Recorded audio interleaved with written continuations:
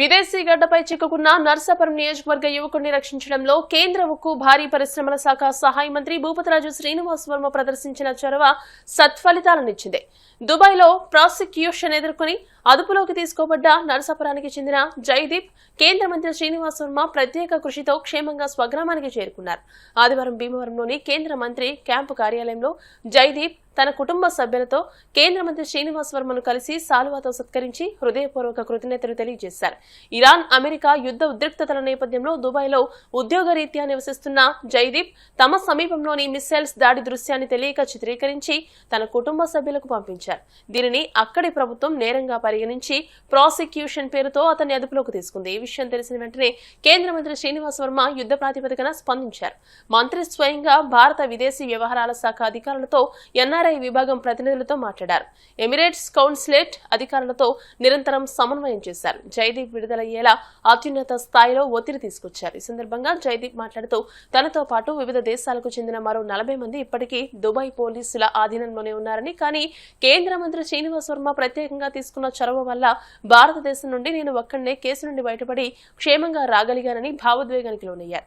మంత్రి శ్రీనివాస్ వర్మకి తమ కుటుంబం జీవితాంతం రుణపడి ఉంటుందని ఆయన కుటుంబ సభ్యులు ఈ సందర్భంగా పేర్కొన్నారు.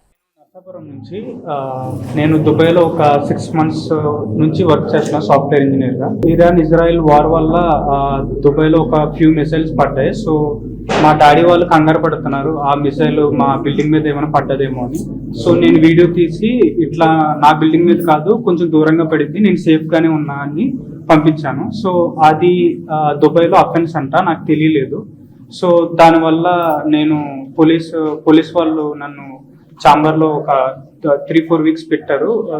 దాని తర్వాత ఇన్ఫర్మేషన్ ఏమి ఇవ్వట్లా, ఎట్లా ఇన్వెస్టిగేషన్ ప్రొసీజర్ ఎట్లా ఇప్పుడు రిలీజ్ చేస్తారు ఇవన్నీ తెలియలేదు.